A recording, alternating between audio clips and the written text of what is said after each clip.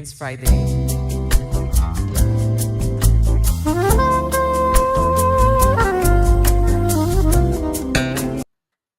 Our Science Friday is hosted by KNUST Libraries. KNUST Libraries, our gateway to knowledge, innovation, and academic excellence. I'm Eunice Jones Arthur, and I'll be moderating today.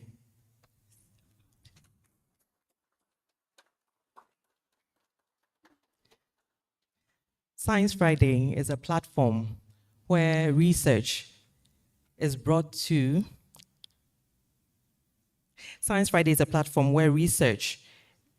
our community conversations. We acknowledge KNUST management, staff, students of KNUST, our guests, and then our online viewers. Thank you for making time to join us here on such a Friday as this is. The theme for today is From Science to Business. Ways and means is no means to scaling research impact. Perspectives from the farm sense and SIWA commercialization. Please, let's invite Reverend Dr. Esiama to give us the opening prayer.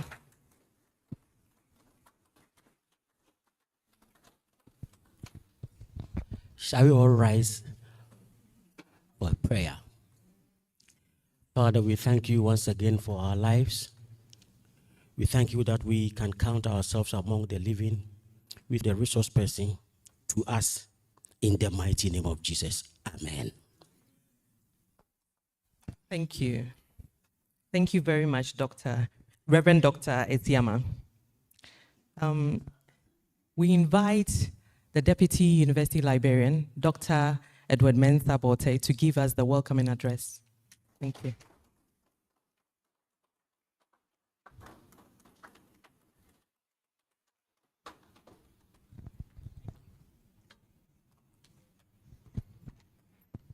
Good afternoon. Welcome. On behalf of the University Librarian and the KNUST Library System, I warmly welcome you to the 8th edition of the KNUST Science Friday. This is a platform to bridge research, innovation, and impact. Today's topic, From Science to Business, Ways and Means is no means to scaling research impact. Perspectives from farm science and SIWA commercialization could not be more timely as we seek practical ways to move research into real solutions for society. We are honored to have Professor Eric Tutu Chow with us, who is the head of the Department for Computer Science and Computer Engineering, with us today to share his insights and experiences. Once again, I say welcome, let's learn, engage, and be inspired. Thank you.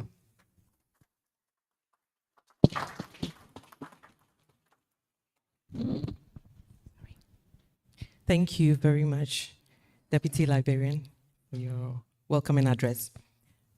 Today we ask, how do we move research from the lab to the market for real impact? To help us answer that, we have Professor Eric Tutu Chow. But before he comes up, we would like to give you a profile, read you his profile. Professor Eric Tutu Chow is an associate professor in the Department of Computer Engineering at KNUST. He is the head of department of the Computer Engineering. He also serves as scientific director of the Distributed IoT Platforms, Privacy and Edge Intelligence Research, that's a DIPA lab, and leads the Agricultural Innovations and Food Security theme at the Responsible Artificial Intelligence Lab, RAIL.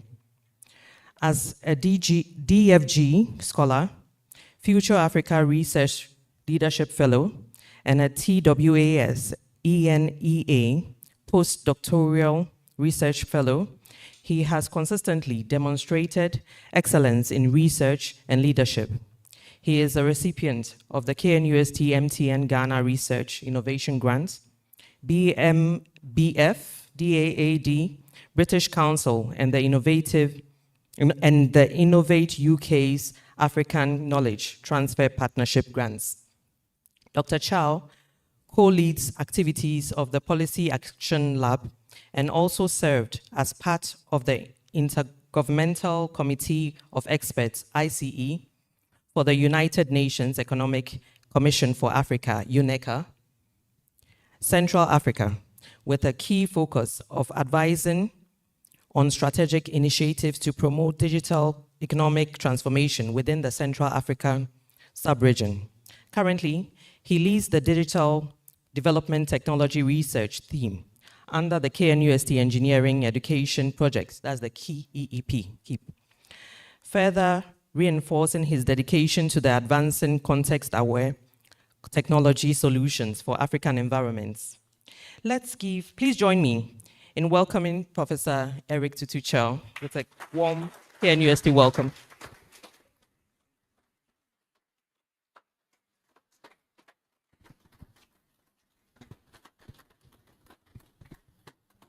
Thank you.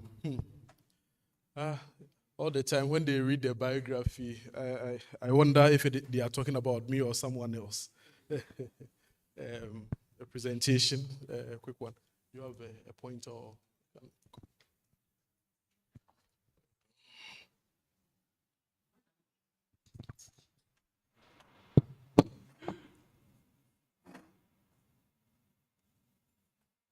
So, as we wait for the pointer,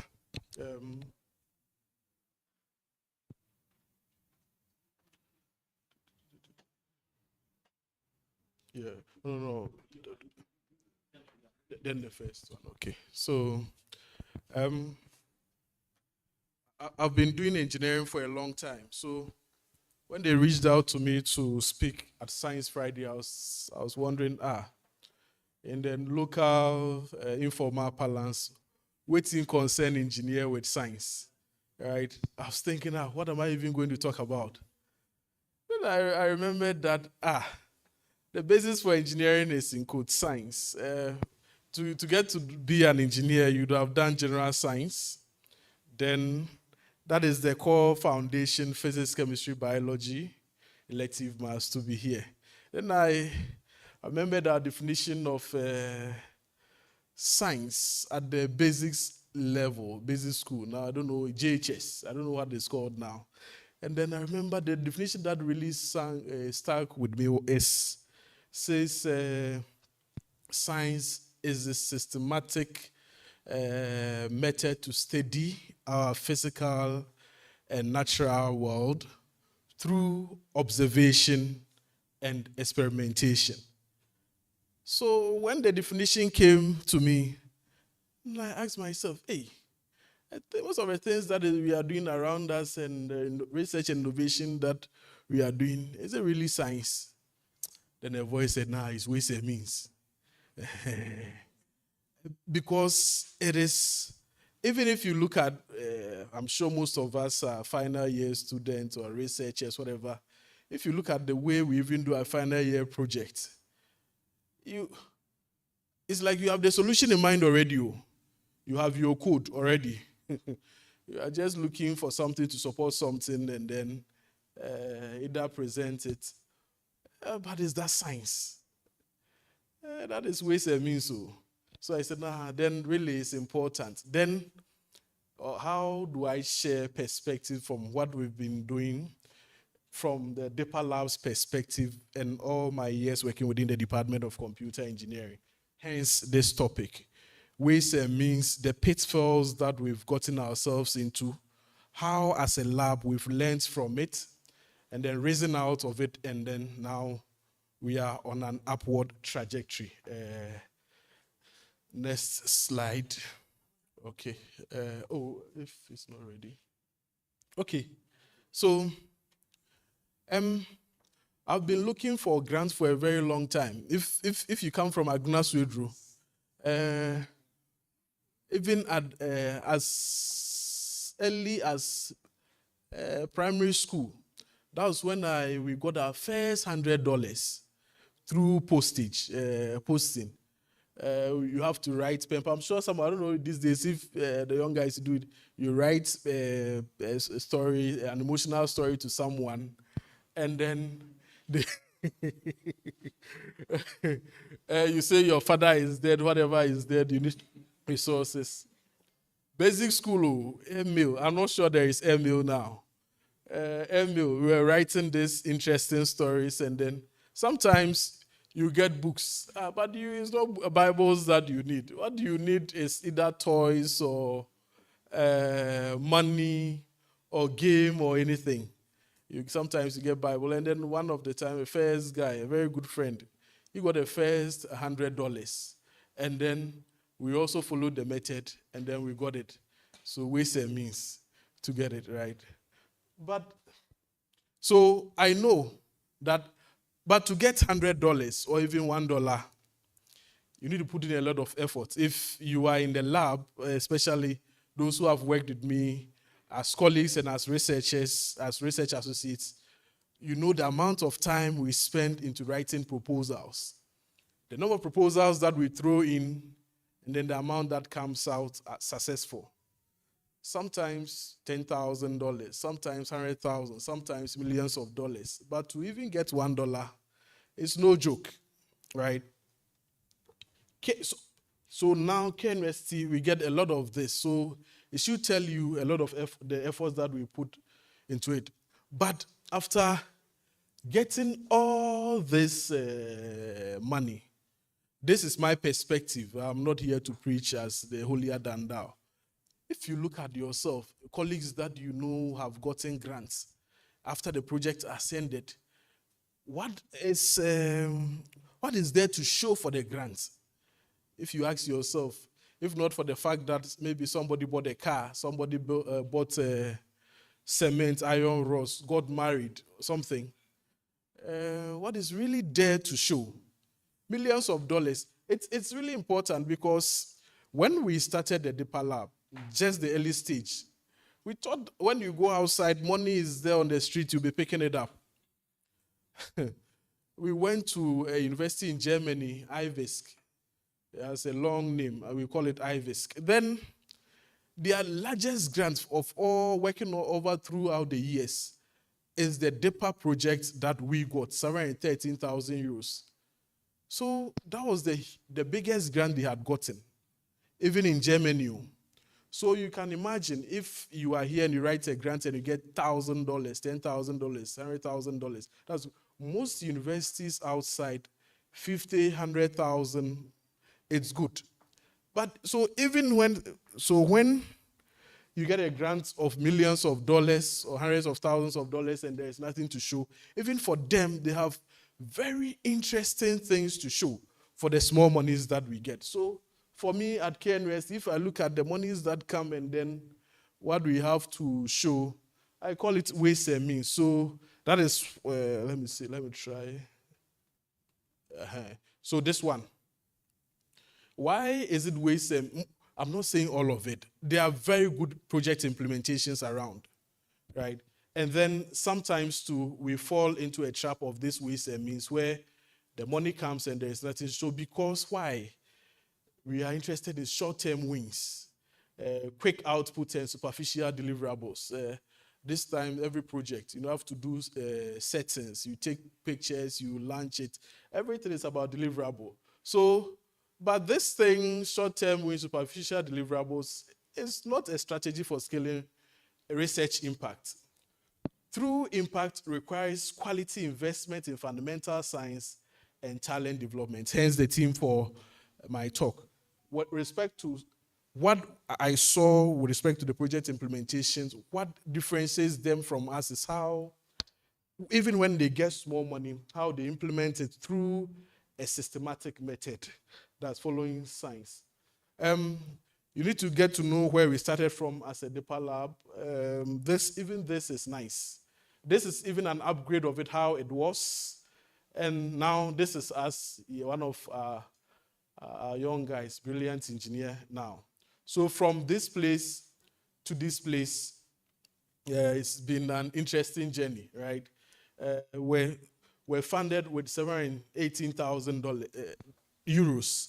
But even this money, not the only thing this money bought was 13 workstations, about 10 Raspberry Pis, and what? Evaluation boards. So nothing in the Deeper Lab that you see came from this. This money was for training talent. But there was an aspect of the money that we were supposed to have chopped, that was supposed to come to us to chop. So the then dean said, well, instead of chopping the money, why don't we invest it into the talent and into the space? So then we started working on this. So it has been investment from chopping to now what do you see here? Let me see. Oh, sorry. Okay, there's a lag. Okay, so then it brings me to the main thing. Why do some of the research projects that we have been doing here, why are they not scaling? So for instance, if you're a final year project student, you defended your project. If you're a research associate, you have an innovation. Why will it not succeed, right? You see, to spend your time on final year project, that is about 8 months of your life. That means money. So is it that something you do as a project and then you leave it there? Or should that be something that your time, it being money, should translate into money for you? Is it so? Why will your research that you've done, your Control-C, Control-V project, why will it not scale? These are the, we do the project first. When we are done, then we think about the report, just to satisfy the requirement, and then go. It will not fail because, one, it will not scale because there is poor application of fundamental scientific principles. For instance, you treat your final year research project as a deliverable. In KNUST, you have impartial fulfillment of something. That's all that you see it, a deliverable. But instead of a genuine scientific inquiry, there are people who started their projects early. So once you see this as a deliverable, rather than a scientific inquiry, it will not scale. You will not get value out of it. You have wasted 8 months of your life because you get an A, maybe first class. But you could have gotten more beyond the first class, right? So these two factors are really related, these two. Because we focus on short-term wins. What can we produce quickly to satisfy the reporting requirements? There was a project that we did with some farmers. After the project was done, 3 months after implementation, we went around to see. This was feedback evaluation from a DFG-funded project. We went around to see the farmers, those who took the solutions that were provided. I went to Nigeria and some in Ghana. One of the feedback that we got, we went and then the setup, everything was gone. We asked the farmer, what happened to the setup? The farmer told us that, doc, but we thought you needed the results for your work. So, you see, why will a farmer think this way? So he doesn't feel related or connected to the work because of what you yourself, is a DLR for you. If it is a deliverable for you, how do you think the farmer will take it? Because he thought we just needed it and he was helping us. It was not plugged in. So once the farmer who is supposed to like your solution to pay for it feels that he was helping you, definitely the output of our innovation will not scale, right? Some of it also is because we crowdsource existing projects. That is that. Then there is the second main reason, the grant-to-peer paper illusion. Basically, I'm not sure, there is a typical image, how it's like a donkey, a horse, how the proposal look like, and then how the PI sees it, how the research associate sees it, and then how the reviewer sees it. How many of you have seen that image? It's a funny image. From that side to the peer reviewing stage, the conceptualization to even it being an article, different perspective. And you see that the change is very dramatic. Basically because we don't follow proper science. Then the talent gap, because we don't invest in human capital, we don't train PhDs, or we train PhDs thinking, or master students thinking we are doing them a favor. If you train PhDs or masters or even undergrad, you thinking you are doing them the favor, of course, then you are doing science a favor. Science will also not do you the favor back. Then the most important thing, also the commercialization blind spot. I like this one. From research stays in journals, this one we've been talking about it a lot. But IP protection. During our FarmSense project implementation, the Ministry of Environment, Science, Technology, and Innovation invited us to talk about most of our innovations. And then when we were talking about it, they were interested in, one of the things that came up was IP. One comment that a chief director made was that, but you guys, we don't focus too much on your commercialization because whatever that you have done, it is not novel, it's not new. The IP cannot be registered because you copied straight from the internet.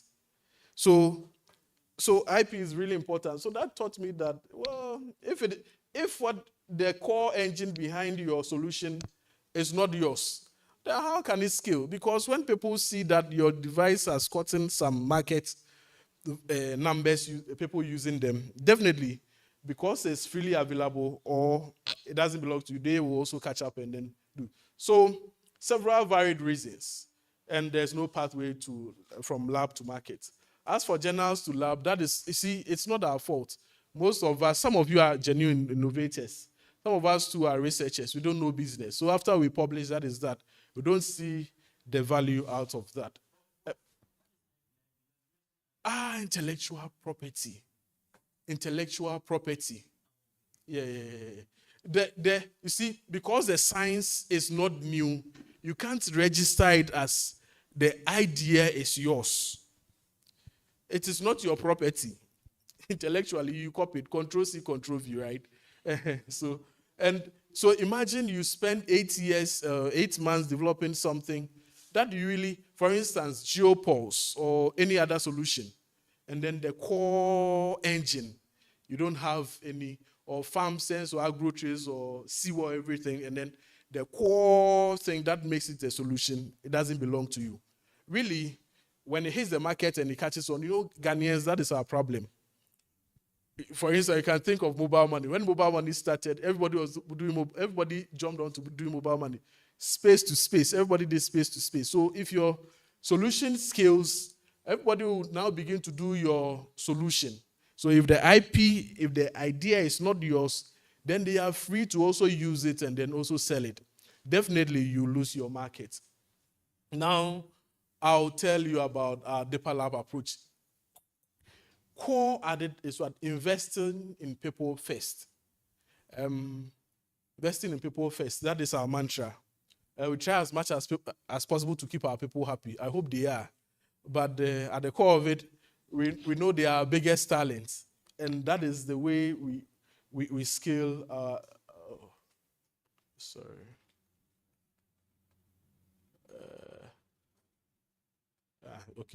So this deeper lab, you see, we have our PhDs, Nana Kojo. He's now, Dr. Nana Kojo. He should not be here. Okay, no, he's our star project from deliverable. From deliverable to impact. Now he's joining us as a lecturer in our department, to Jack, to Esiama, to Robert, who is now in Canada, to Seth. And these are domain areas, right? So from this to developing the state of the lab, IoT lab, training PhDs and all those things, blah, blah, blah. This is the real story. I'll start with Siwa. I think there is a lag. Okay. Siwa was really interesting. So there is Dr. Enoch Besa, fine man here. I was with him on the Future Africa Research Leadership Fellow. And then, interestingly, we're all lecturers at KNUST, but we didn't know each other. We had to know ourselves on an aeroplane. Was it at the airport or aeroplane? airport to South Africa. That's where we got to know ourselves. So he was funded, I think maybe a little bit, something below or around $28,000. Me too, I was also given $28,000. That was just the grant.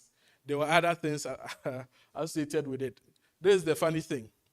When we were in South Africa, so every year we go to South Africa for a meeting. When we were in South Africa, I'll look at him and say, well, you are, Pastor, as for you there, you field work, you always data gathering.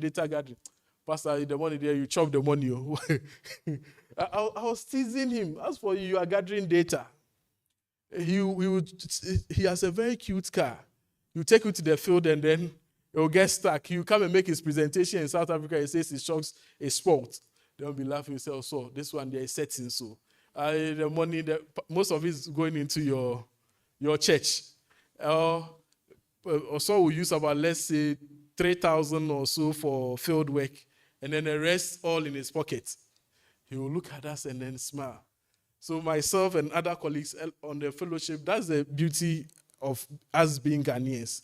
In everything that we join, we dominate.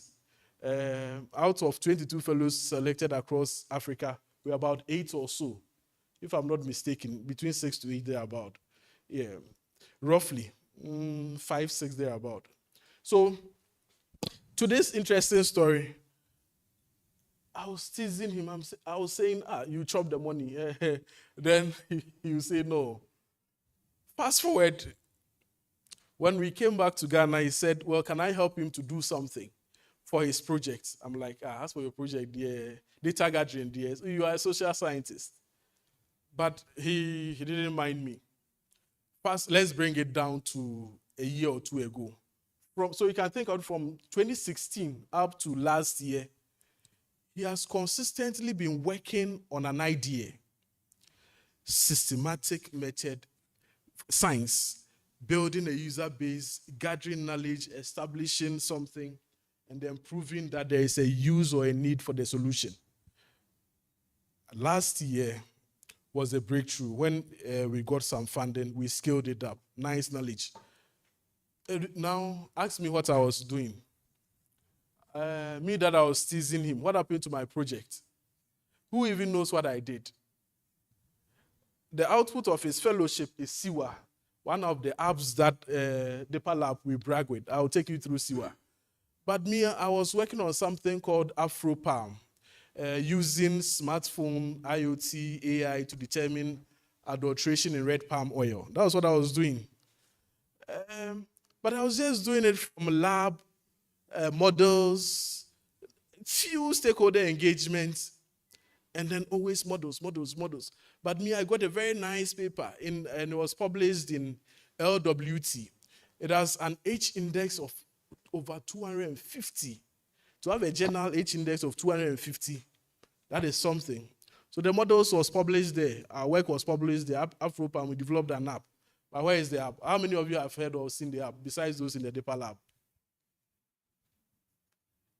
But the person that I was teasing, now it is a app that the lab is using to, in quotes, collect funds. So he got something right. He followed science from doing, so he built a user base, a trusted community with farmers. He knows all the farmers in 3 regions across Ghana. He knows them, where each farm is. In fact, last year, now we're following him around for him to show us where each farmer is, to understand the theory behind the solution and then how it helped. After following the process, I'll take you basically, how does Siwa works? This is what he did, Dr. Bessa. He gathered how people indigenously, how our old farmers predict the weather. So he knows that people are, BBC, born before computer. They naturally might not like using technology because of their mistrust or because of how we've used, in quote, ways and means to destroy their trust for technology. Like the farmer telling me, oh, doc, we did it for you. So he didn't go and give them an app first. He went to them and asked them, how do you predict your weather? What science do you use to follow to predict the weather? So he spent his PhD from, 2016 or so, up to last year there about documenting all this knowledge over time. I think so. And then he put it here in this database, right? Then he benchmarked it. If they are predicting, so if you are like me, not at the B, and you are in the village, you know that some of our farmers, they can look into the atmosphere, see that when birds are flying, they know that it will rain. We documented all these things over time and then validated it with rain gauge data and then put AI models on it to try and mimic the way they do it and then deployed it for farmers to use. That is Smart Indigenous Weather App. And this is the interesting thing. This is the app. Because we built it with their knowledge. So it's not our knowledge. We are not the ones giving it to them. Systematically, we followed how they do it. We've mimicked it. And then we've used that knowledge merged with AI to deliver the same thing to them, but now better precision. They were very, very in tune with using it. In fact, they are ambassadors. Now we didn't have to go around telling them to use the app because it is their app. It is their knowledge that is powering it. So basically, and it's proving to them that it works over time. Now, this is where the settings is gender. Everything gender. But it's a key requirement.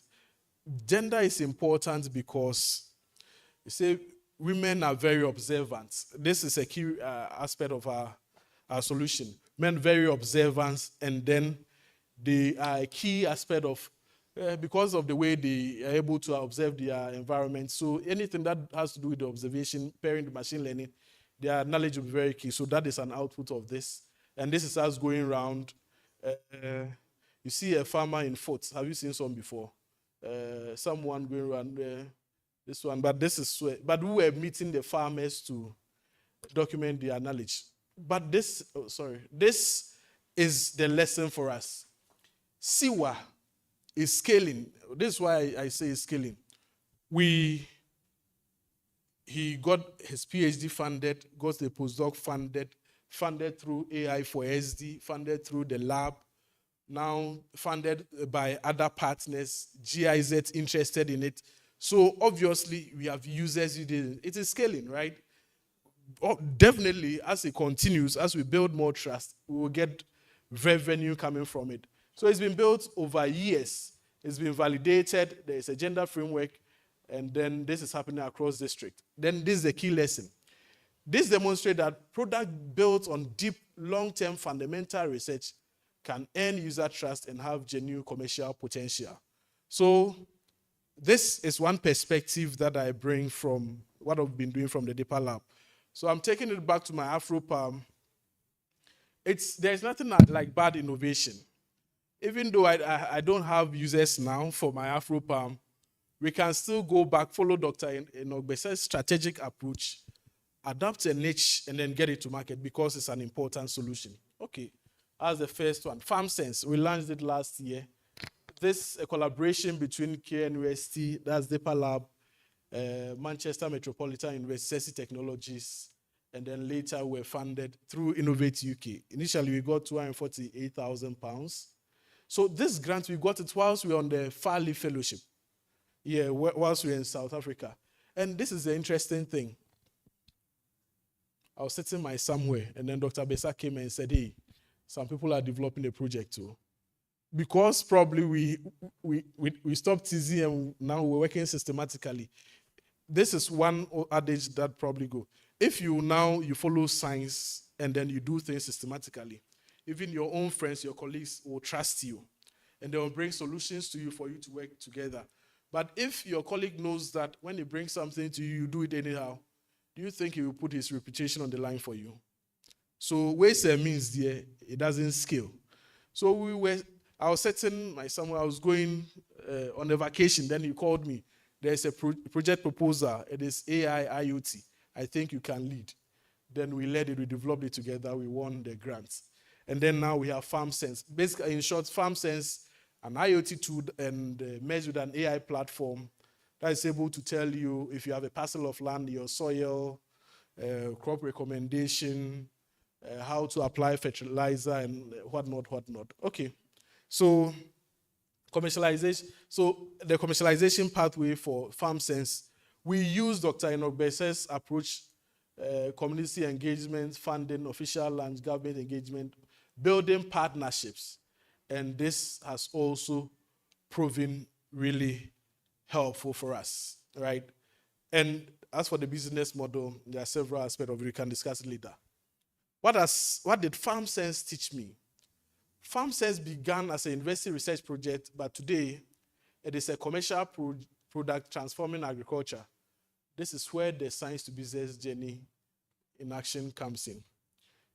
We developed a solution. It's called crop disease detection tool.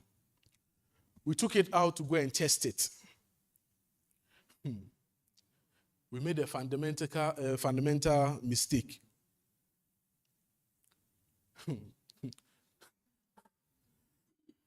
We brought stakeholders together, gave the app to a district agric engineering officer to test the app.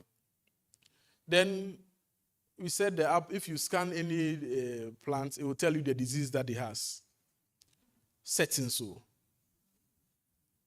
Because it's setting. See, if you don't follow systematic method, you don't think through anything. Settings app. We developed a settings app. Let me call it that way. Then the district agric officer, we were expecting him to go and scan the crops that we told him about. The man he had an image of rice field on his phone, and uploaded it through the app. Then the app told him, is it leaf blight?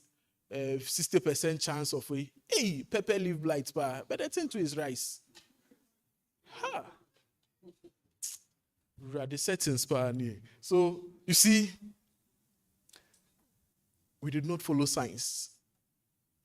So, for such a district agric officer, do you think if he sees my app, he will pay to use it? Even if I correct the mistake, do you think he will use it? No, I've lost him forever. Because quick gains.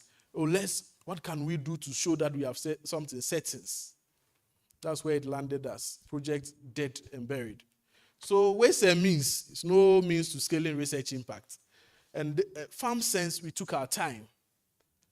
There is on the team, we had an Greek engineer, we had AI guys, we had electronic engineer, hardware engineers. We had business guys in the team. We had people who are just, everything that you can think about, structured project. In fact, I must say this. A day to the launch of FarmSense, Enoch Besa said that if the readings from the FarmSense is not equal to what the lab experiment says, we cannot launch the app. A day to this thing. That is what it tells you, strategic. So then we launched on either on Monday or Tuesday. I think a Monday. So a day we had to make sure everything was right. Because it says that he cannot bring a minister of state here, come and do settings. The project does not work, and then they will say, Dr. Besa is the agric lead. As for me, I'll say my model works. But the nutrients, if it's getting it wrong, who is responsible for it? He's the one responsible for it. So you have to follow and when after we launched it, people from CSR Institute bought the tool. You see, they went to benchmark it, and it was correct.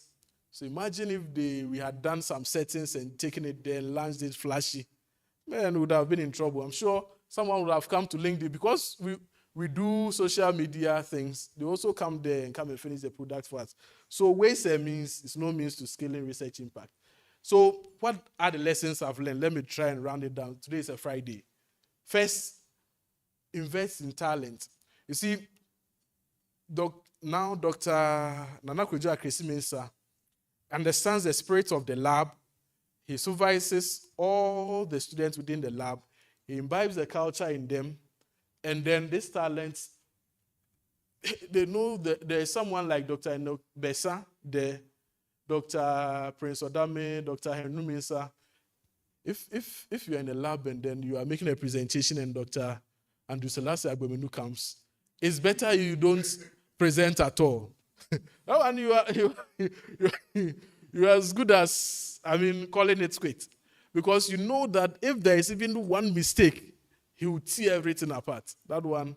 So, FarmSense has been built, or as a deeper lab, our mantra, never compromise on quality. Settings is no way. You see, ways and means gets you to a point. But at some point, it's the brand that you've built, the reputation. And if something goes wrong, they will say KNUST, and now they will say bringing the name of the university into disrepute. You have to build on quality science.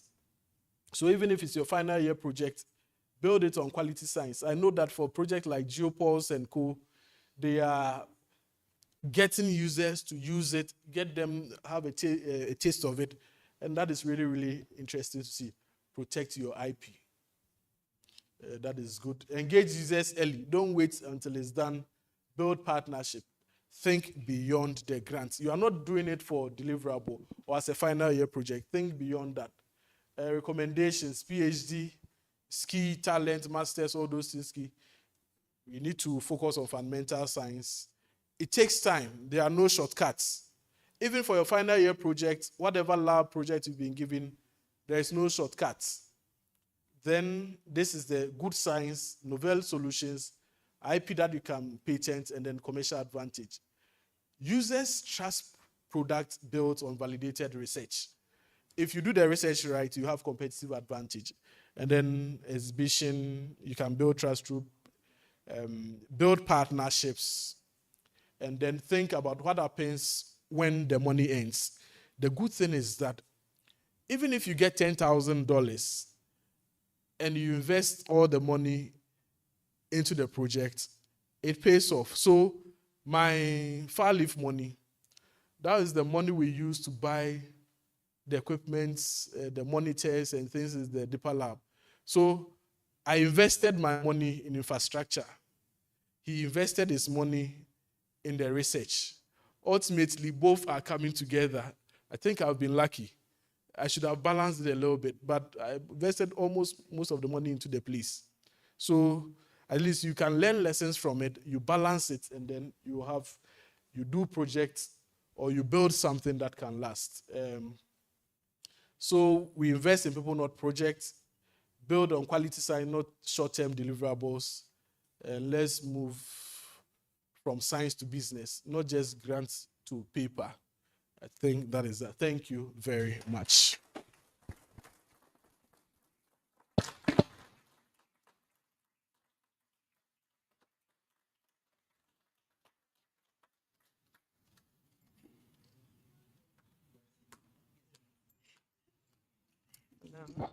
Thank you, Professor Tutu Chow, for this interesting and engaging presentation. Please, the floor is now open for our Q&A session. You'd ask Prof any question concerning this topic, and then we'll bring the microphone to you. And probably would have 2 questions at most per person. Okay.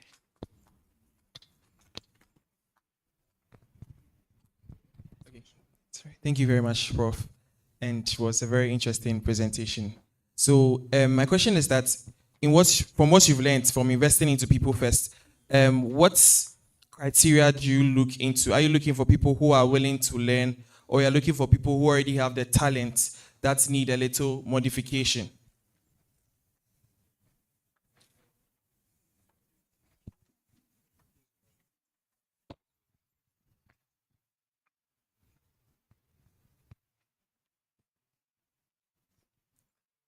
I think the people who are most difficult to train are those who are not willing to learn. So even if you have a talent and then you are not willing to learn, because even me, none of us knows everything, right? That is why it's teamwork. We all have our strength. So if you are willing to learn, in fact, you're a good candidate for the lab.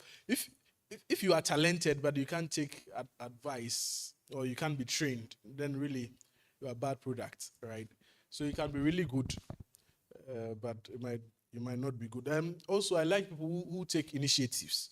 I'm seeing some of my project students here, but you know the interesting thing of all the project students, if you this final year project students, if you ask me who do I know, I'll say Jesse, Malex, Enima are already new by name. I'm not saying that why do I know Jesse and Malex, especially Malex? Even before the project started, Malex was chasing me. So there is no way you miss him.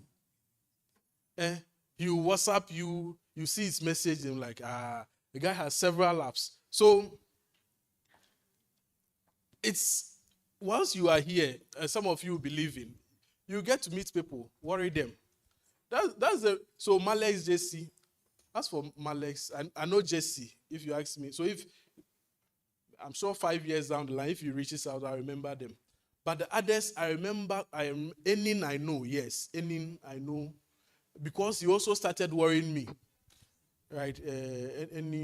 Because they are but that is to say that you might have talents, but Malex, when he worries you, you give him advice or you coach him, he's malleable. He takes it. He also does a lot of forceful. So me, I'll say those who are. I'll just add up to that. Yep. Who are willing to learn.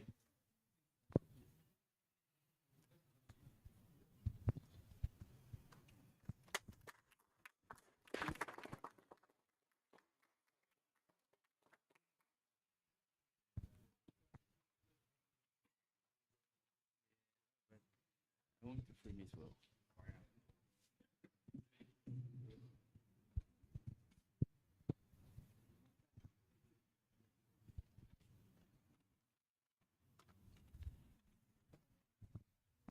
Any questions? Yeah. Okay. Do you have a question? Thank you so much, Prof. My name is Daniel Techedma from Economics Department. Building on what my brother said, is it only for engineering students or those from social science faculty also could join the lab, especially economics, because I will speak for myself?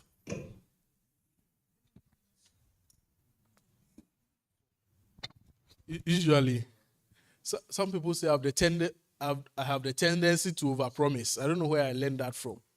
So normally, if you ask me this question, the normal answer I give you is yes. But then, as a team, we have checks. If I say yes, then they will tell you that, hey, are you saying yes just for saying sake, or it lies within the mantra of the lab? Within the lab, because we have products and we want to scale them, definitely we need someone who understands dynamic user behavior, customer behavior, all these things. So ideally, I would say yes. But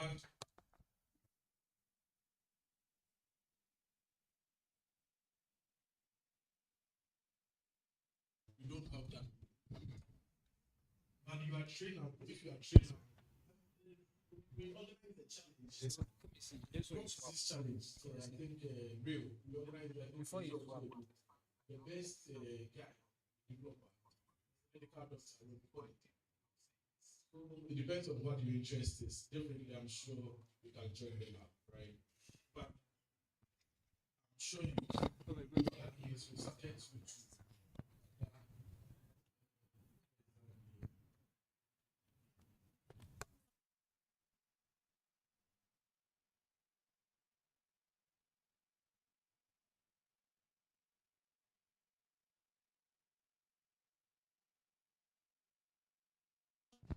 Are supposed to be used by the farmers. We know the economic status of most of these farmers. I wonder how many of them really use 100 phones or any other thing. These apps, most of the time, will work on them. Those that are using YAM, how would they be able to use this app in trying to help them go about what they want to do? Thank you very much, Deputy Librarian. This one there, you are speaking the language that I had before I joined Dr. Enoch Besa, in the sense that when you are developing and we are in the labs, we are in the offices, we think that the farmers are poor. But when we went around, they had a term. They said, Okweni yeyinedi. What it means is that you cannot fire a farmer. Once they have their land, they can always, so they are rich, actually. In fact, all of them had smartphones. Yeah, I was surprised. Interestingly, farmers. Then they told us that, so the farmers put their money into where they see value, right? So if you are giving them a crop disease, an app that is built on settings, and you tell them that they should go and buy phones to install that app, definitely they will not buy it. But the sewer, they use their money to buy the smartphones to use the app. Initially, Ghana, we like free things. They were asking us, when they hear his project, they think it's free money to give. Can the project buy us phones? We said no. Interestingly, they went to buy the smartphones to use it. But there are extreme cases, like I taught him, there are extreme cases genuinely where poverty is very endemic. So that is something that we are looking at. If we can serve the advisories, that means that you might not be able to make your prediction and those things, but you get the output of those who are using your app in your locality. So we'll serve the advisories to you either as a voice prompt or as a text message in your local language. That's the next version of the solution that we are looking at. So it's a legitimate concern. But farmers are rich, very rich.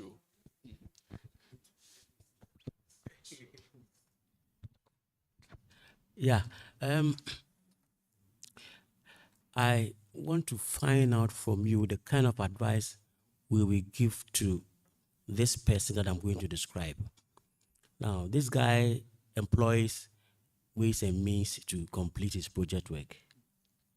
Then out of the project work, he is certificated. And then he churns 2 publications out of the project work. That same project work earns him a promotion. And the same project work, because of the project work, he got additional money to his salary. The project work is scaling. It's scaling. It is scaling. Scaling in his pocket. Yeah, I don't know whether it's his pocket or everywhere, but the guy is now living comfortably.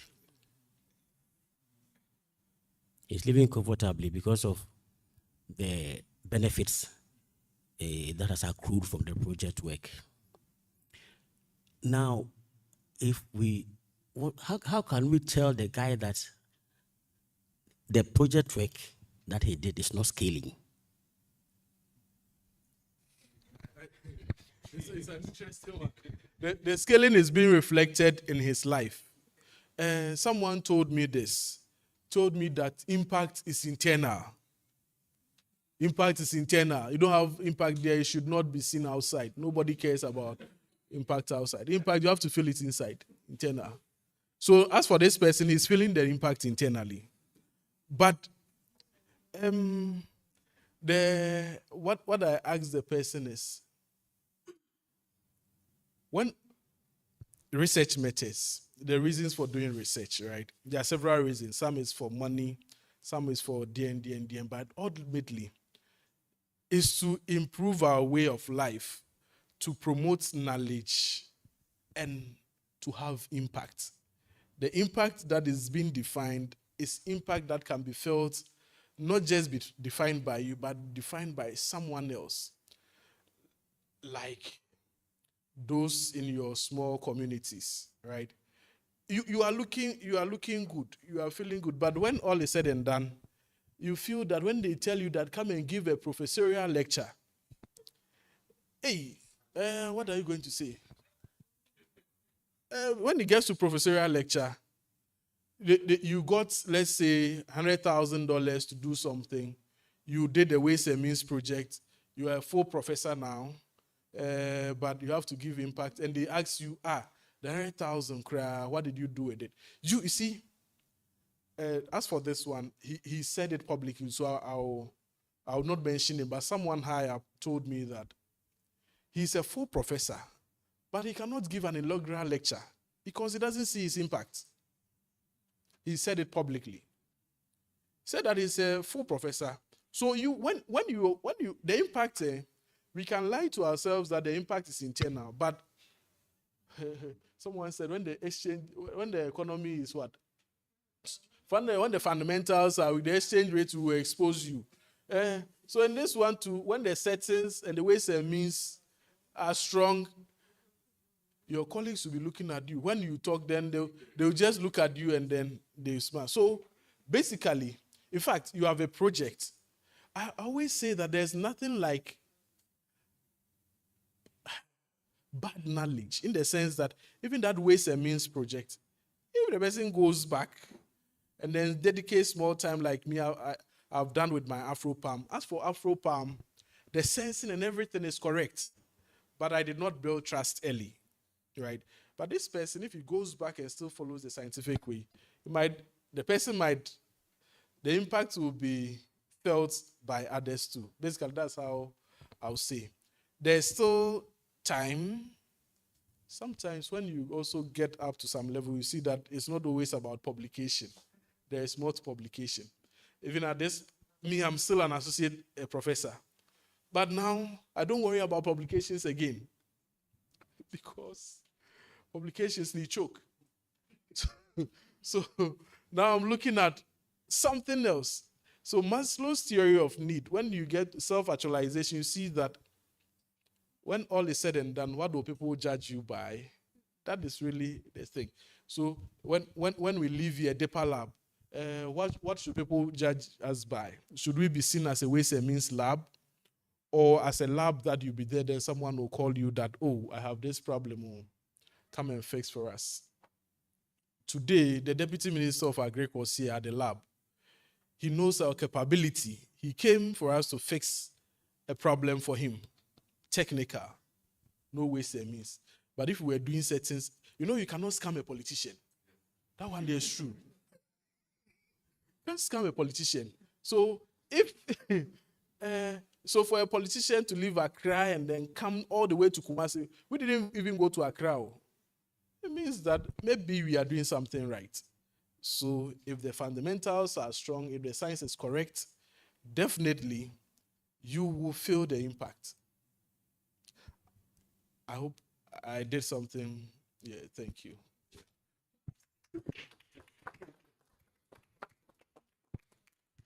Thank you, Prof. That was a nice presentation. So I have two questions. So first is relating to something like AfroPalm, where you said you couldn't build trust from the beginning. My question is there a point in any project where you think, I should scratch the project, or you think every project can make it despite of everything?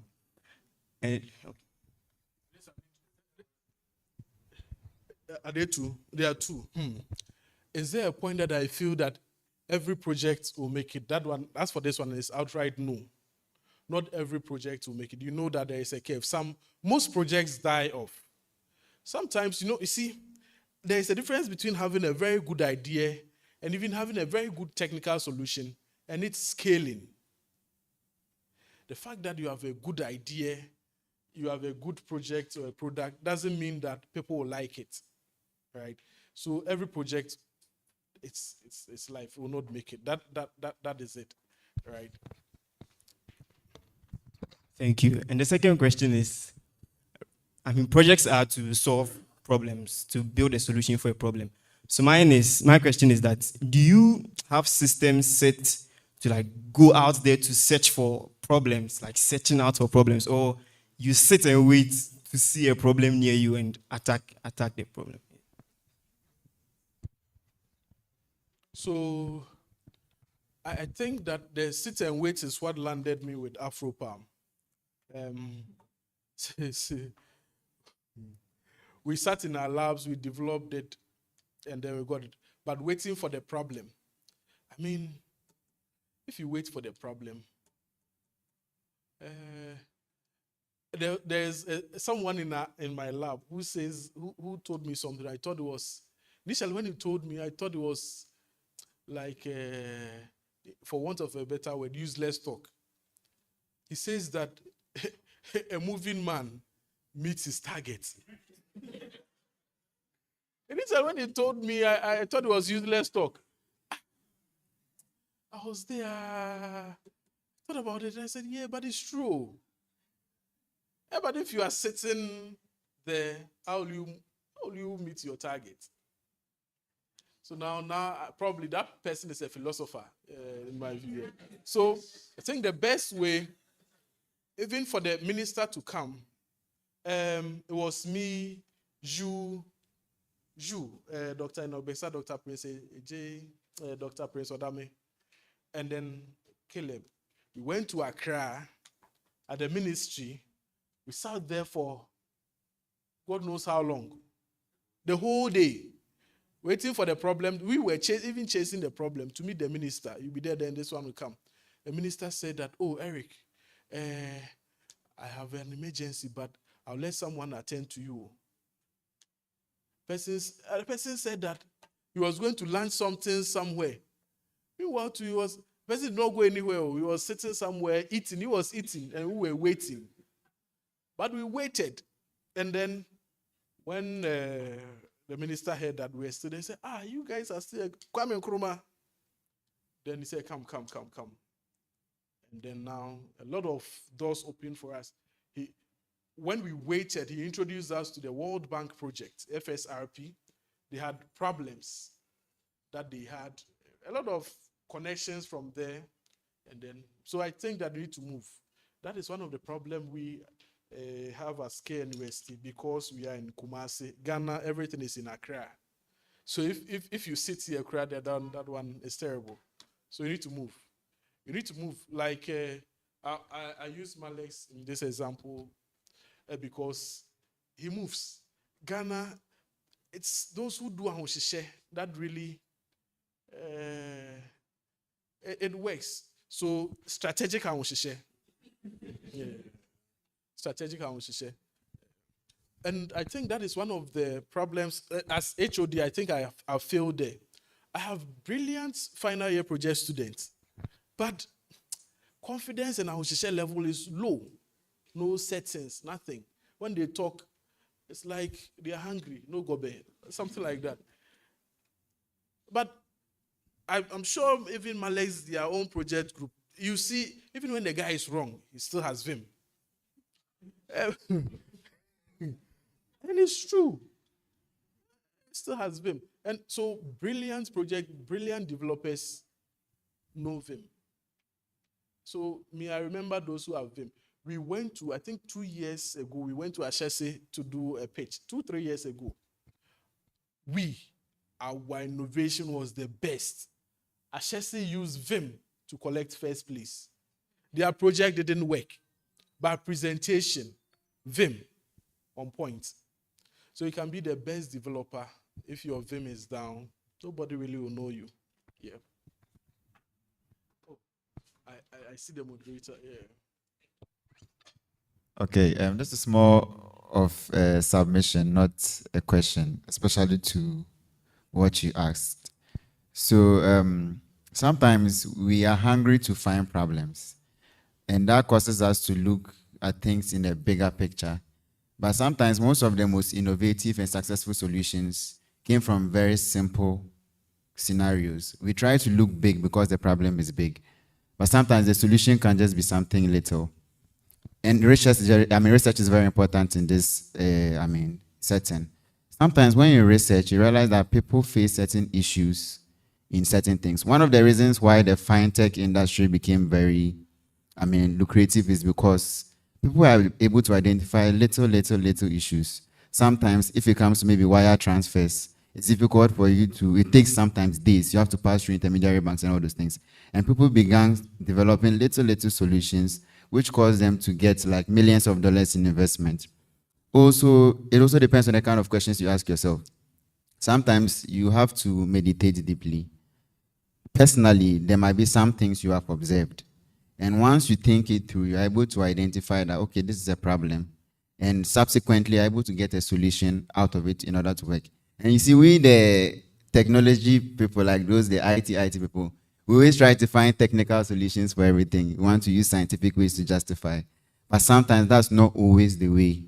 You just need to go to the grassroots, as Prof. Smith did, went to engage more with the farmers and built a solution that was relevant. In as much as we find ourselves in a place where maybe we have some limitations, the stakeholders will be willing to even go through some difficulties to make sure that what you have built with them works, because you have built value for them to resonate with.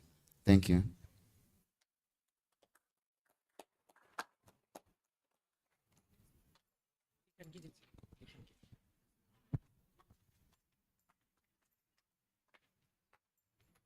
So thank you very much, Prof.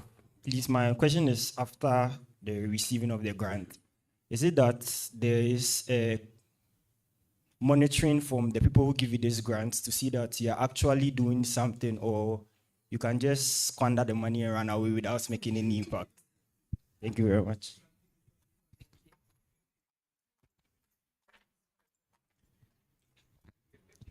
There is the hard truth, and then there is the political one, right? So let me give you the political one first. You have reporting timelines, whatever DLRs, even accounting and all those things. You do them because you made some expenditures. And as I said, most people crowdsource for things that are out there. So a lot of times, if you hear innovation, a project giving innovation, then it's crowdsourcing. We hear solution to report as a DLR.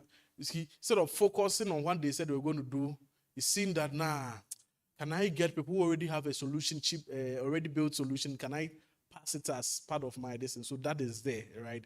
So there is a reporting mechanism, blah, blah, blah, blah, to check and then give whatever.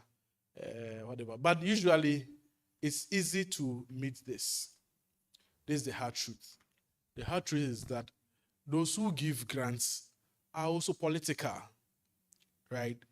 So sometimes, and you see the type of grants that come to this side of Africa are mostly political. Sometimes you have a donor agency that has gone to take money, let me use USAID, from US government taxpayers' money.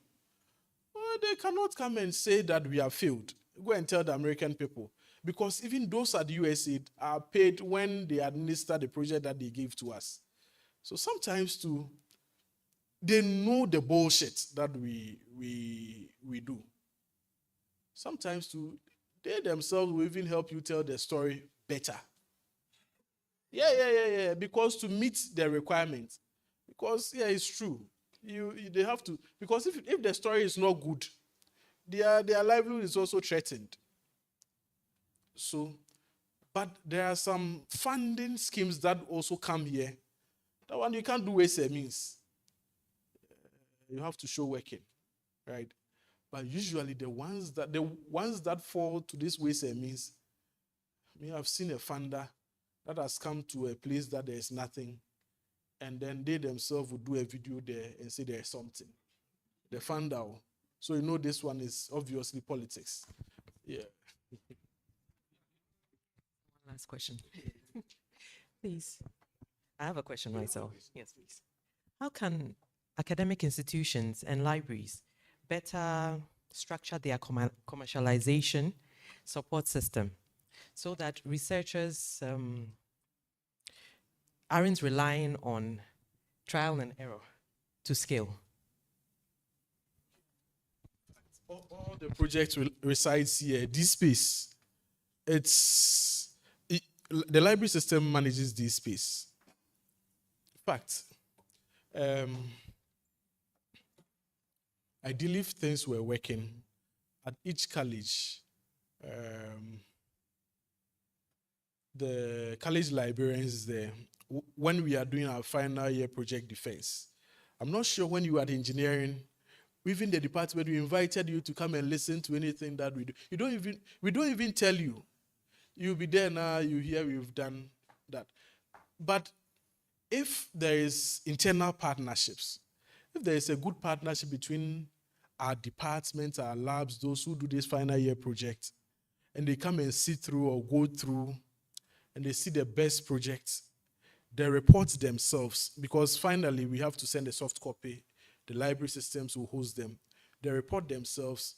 Then, like you have a physical library more, you have an online library more. You host the projects there, contacts. If an investor or someone is interested, we market it well for the outsiders to see. All this done across all the colleges.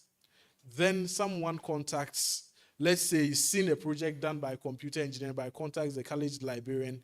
College librarian puts us in touch. We develop a proposal, we get funding. Obviously, something comes back to the library, right? So I think off the top of my head, this can be a very good mechanism for all the resources that you host. All the knowledge is hosted here. So if there is an online mechanism that can be published, maybe this is one of the best with the Science Friday initiative, where the colleges get to talk about the innovations that they are doing. You host them, you develop a platform for them. Then now you become the matchmaker. I think that would be good. That, off the top of my head, this is what I can think of. Yeah.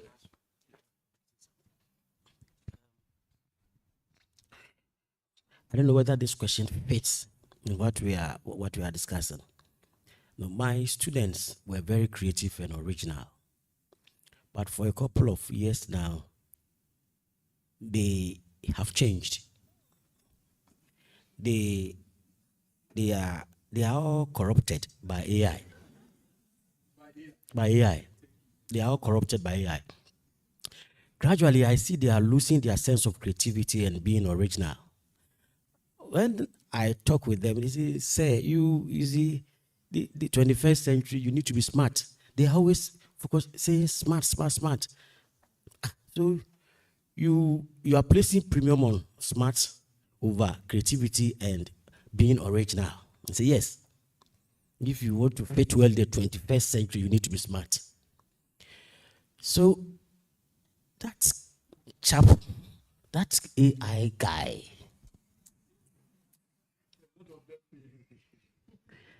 I don't know the kind of arsenal that I need to fight that guy.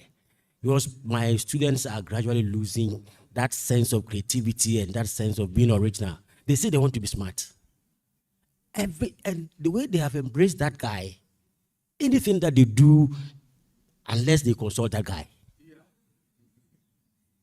So how are we going to solve this? And they trust that guy so much. I think it's the ways and means thing. That guy is a ways and means guy. Even 2 days, Wednesday, Thursday, we did our final year project defense. Even us, my student, those in my department. I mean, you can't bullshit a bullshitter. all your lecturers see through everything. So you come, monkey. Some people come, the whole project AI, code written by AI, presentation, the slides done by AI. We see through it too. But project in our place is 5 credits. We can give you 68, 75, 70. It's okay. Those who do very well, 85, 90. Those who don't use AI, those who think through, even if the project doesn't work, they are the ones who get the highest marks. Because it is science, it is not settings. So when they do the presentation, you go and then when they leave, we look at ourselves and then we say, we give them the default marks. But but for them, it is too late. If one of the problem of a Ghanaian, I will not say African, is over-sabi. We learn, but we don't learn things right. 50-50. AI has come. Everybody AI you. But those who even brought the AI, we have not asked ourselves how they use the tool. Do they trust the outputs, hook, line, sinker? I have a similar problem now, so maybe we can think through it together, how we can deal with them. Alternatively, one of them we deferred. We said he should, I think, come and do it next, because that's the terrible of the terrible. So one project, or are they more than that? Okay. Those people will come next year, same time, they'll come and do it again. As for that, so if we defer, they know that one is very terrible. Because these days, even the PPT AI, they don't waste time to do that. So we have a similar problem. But reasoning, learning to think, that is the science. If you use AI to do it, if you do PPT, definitely your output will not scale. You'd have wasted 8 months of your life. Ceci Technologies, what he did is how he's continued up to today. Farmerline, all the things they were doing whilst they are students here, that's what has scaled up. They are a multi-million-dollar company now. So I always tell my students when I have time to meet them, what you are doing, garbage in, garbage out. The project you are not doing for me.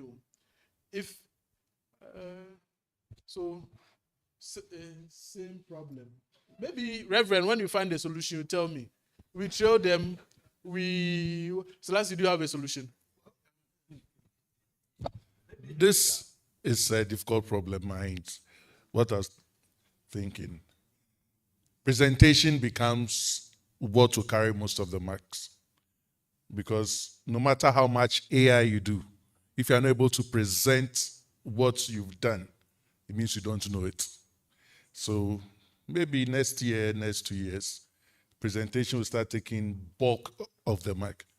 Even when I give you LSI assignments, they still use AI. So,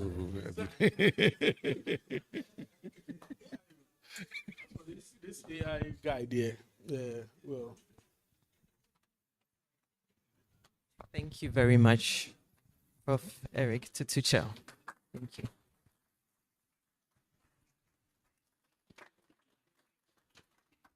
Please, would like to invite Deputy University Librarian, Dr. Mensah Bote, to present an appreciation to our speaker. Prof.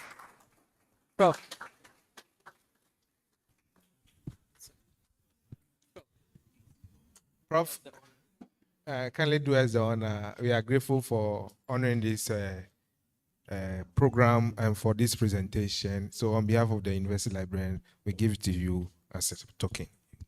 Sure.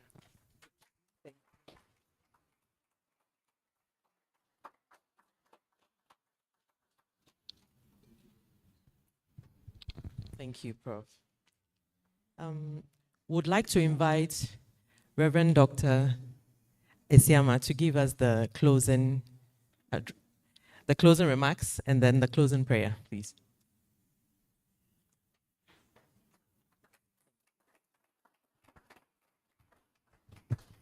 Thank you very much. You all testify that today's session has been very impactful, very, very interesting. The program is Science Friday. The venue is always the same place, but every session is different. And I believe you have all learned something new. When you go and you meet your friends, spread the news, spread the news, spread the news. We have already appreciated the resource persons and the people, but the Damuna Sinamisham Bebrebe, Mama sorry, Mompae, the infancy.